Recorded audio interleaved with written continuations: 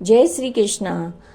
वैशाख मास महात्म की आप कथाएं इस चैनल पे प्रतिदिन सुनते हैं और आज आप 20वां अध्याय सुन रहे हैं। व्याध कहने लगा, हे ब्रह्मांड, परमेश्वर ने करोड़ों जीव रचे हैं।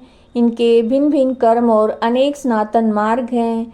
इन सब का स्वभाव एक सा क्यों नहीं है, ये जानने की मेरी इच्छा है। ये सुनकर शंख मुनि कहने लगे, रजोगुणी, सतोगुणी, तमोगुणी 3 प्रकार के जीव होते हैं। इनमें रजोगुण कर्म करते हैं। इनकी बुद्धि पाप पुण्य मिश्रित होती है। किसी कामना के निमित्त अन्य देवता के समर्पण होते हैं। अतः यह पाप और पुण्य दोनों करते हैं, जिनसे स्वर्ग और नरक दोनों को भोग कर संसार में बार बार जन्म लेते हैं। तमोगुणी तमोगुण के कर्म करते हैं। वे निष्ठुर, निर्दय और देवताओं का पूजन करते हैं। सबसे द्वेष रखते हैं, जिससे बहुत दुखी रहते हैं। राक्षसों को लेकर पिशाच तक सब तामसी गति को पाते हैं। सतोगुण कर्म करते हैं। ये धर्मशील, दयावान, श्रद्धावान, पराई निंदा न करने वाले, कामना रहित होते हैं, जिससे उधर लोक को जाते हैं। संसार में कभी कभी इन गुणों में विषमता भी हो जाती है। इसी कारण ऊंच नीच कर्म करने से सुख दुख अभाव पाते हैं। प्रकृति का कभी नाश नहीं होता। अपने अपने गुणों के कर्मों के फल भोगने पड़ते हैं।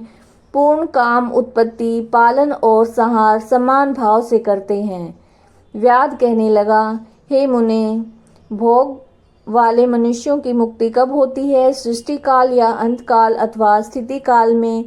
इनके काल की मर्यादा कितनी है? तब शंख बोले, 4 सहस्त्र युग, ब्रह्मा जी का एक दिन और इतनी सी एक रात्रि, जो मिलाकर ब्रह्मा का एक दिन होता है। 15 दिन का एक पक्ष और 2 पक्ष का एक मास, 2 मास की एक ऋतु और 3 ऋतुओं का एक अयन होता है और 2 अयन का एक वर्ष होता है।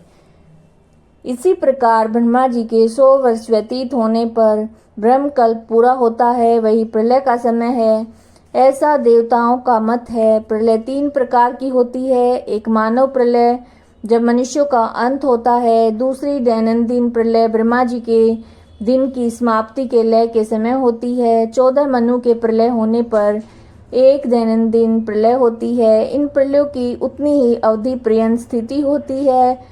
मनवंतर प्रलय में भूर स्व तीनों लोकों का लय होकर चेतन जीवों का नाश होता है।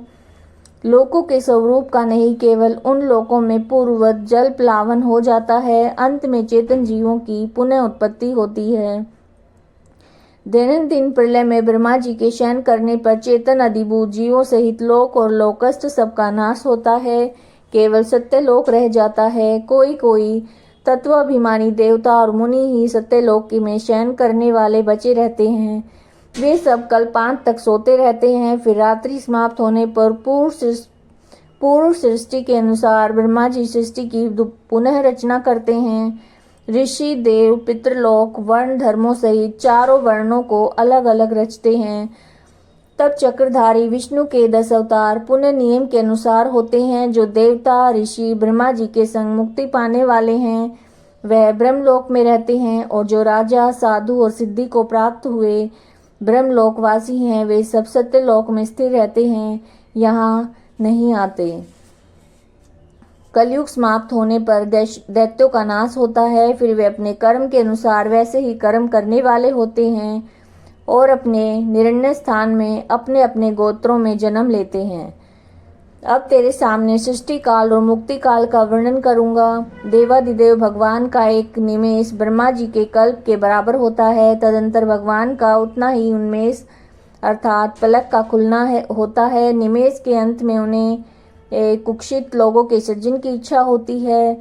जब ब्रह्मा से लेकर मनुष्य तक विष्णु की कुक्षिगत होकर ध्यानावस्थित रहते हैं। उन्मेष के प्रथम भाग में चतुर्व्यूहात्मक विभु 60 गुण्य होकर व्यूह में स्थित वासुदेव से ब्रह्मा को सायुज्य मुक्ति देकर महाविभु तत्पश्चात महात्माओं को तत्वज्ञानी रूपी सारुष्य मुक्ति देते हैं। किसी को समीप मुक्ति देते हैं। अन्य मनुष्यों को सालुक्य मुक्ति देकर अनिरुद्ध रूप से संपूर्ण स्थित लोकों का अवलोकन करते हैं।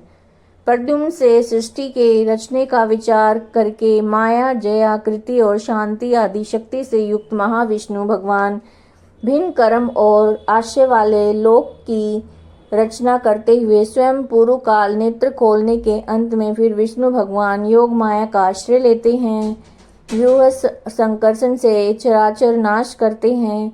ये सब उस महात्मा का अवर्णनीय काम है।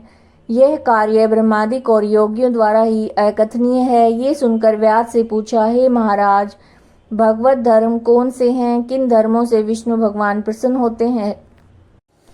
व्यास के ऐसा कहने पर शंख बोले, जिनका चित्त सदा विष्णु भगवान के चरणों में है वह विष्णु स्मरण में रहता है। जो ममताहीन रहते हैं, सदाचारी परोपकार करते हैं, जिनको शास्त्र, गुरु, साधु और शुभ कर्म में विश्वास है और जो सदा विष्णु के भक्त हैं, वही भगवत धर्म है। सब देशों में घूमना, सब कर्मों को करना, धर्मों को सुनना, परंतु चित्त को विषयों में रखने वाले कुछ भी नहीं कर सकते। कामना रहित होकर श्रद्धा पूर्वक जो विष्णु संबंधी धर्म किए जाते हैं, वही भगवत धर्म है। इस लोक में परलोक में सुख देने वाले क्षीर सागर में लक्ष्मी जी को भगवान में वैसाक्त धर्म बतलाए हैं, जो विष्णु भगवान को प्रसन्न करते हैं। धन पाकर बावड़ी, कुआं, सरोवर बनवाना, मार्ग में छाया करना, प्याऊ बनवाना, सुपात्रों को दान करना, छतरी, जूता, खड़ाऊ, सुगंधित द्रव्य, कपूर, पुष्प, तांबूल, गोरस, शहद, चटाई, कंबल, पलंग, वस्त्र, अन्न का दान, गोदान, रास्ते में थके हुए ब्राह्मणों आदि के चरण धोना, पंखे से हवा करना, उपटना करना, शरबत पिलाना, नमक मिली छाछ, ईंट, ककड़ी और रसायन का दान संपूर्ण पापों का नाश करने वाले हैं। पितृश्वरों को तर्पण करें, तेल उपटन छोड़ दें, कांसे के पात्र में भोजन न करें, निषिद्ध भोजन और व्यर्थ विवाद न करें। लौकी, गाजर, तोरई, चौलाई, बैंगन, मसूर, मूली, गूलर, बेल फल, लिसोड़ा का सेवन वैसाख में भूल कर ना करें, नहीं तो चंडाल की योनि में जन्म लेकर 100 जन्मों तक पशु बनेगा। मधुसूदन भगवान की प्रसन्नता के लिए प्रातःकाल स्नान करके विष्णु भगवान की प्रतिमा बनवाकर वस्त्र आभूषणों से सुसज्जित करके नित्य कर्म करके पूजन करे। वैसाख मातम की कथा मन लगाकर सुने और ब्राह्मण को भोजन कराकर दक्षिणा सहित प्रतिमा ब्राह्मण को अर्पण करे। वैसाख की द्वादशी को दही और अन्न दान, जल का घड़ा, तांबूल, फल दक्षिणा योग्य ब्राह्मणों को दे। धर्मराज को प्रसन्न करने के लिए दही और अन्न, तांबूल दक्षिणा दान करे।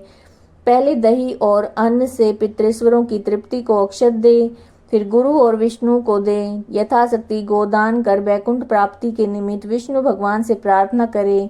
ऐसा करने से सब पापों से छूटकर 100 कुलों का उद्धार कर सूर्य मंडल को भेद कर विष्णु के परम धाम को जाता है। जो तब श्रुतदेव जी वैसाख मास के धर्मों की कथा कह रहे थे, इतने में ही वहां पंचशाखी वृक्ष पृथ्वी पर गिर पड़ा। उस वृक्ष की कोटर में से एक बड़ा भयंकर सर्प तत्काल पाप रूपी देह का त्याग करके हाथ जोड़कर सिर झुकाकर वहां बैठ गया। ये आप वैसाख मास महात्म की कथा का 20वां अध्याय सुन रहे थे। अगर वीडियोज अच्छे लग रहे हैं तो लाइक कीजिएगा, ज़्यादा से ज़्यादा शेयर कीजिएगा और चैनल को सब्सक्राइब कीजिएगा। जय श्री कृष्णा।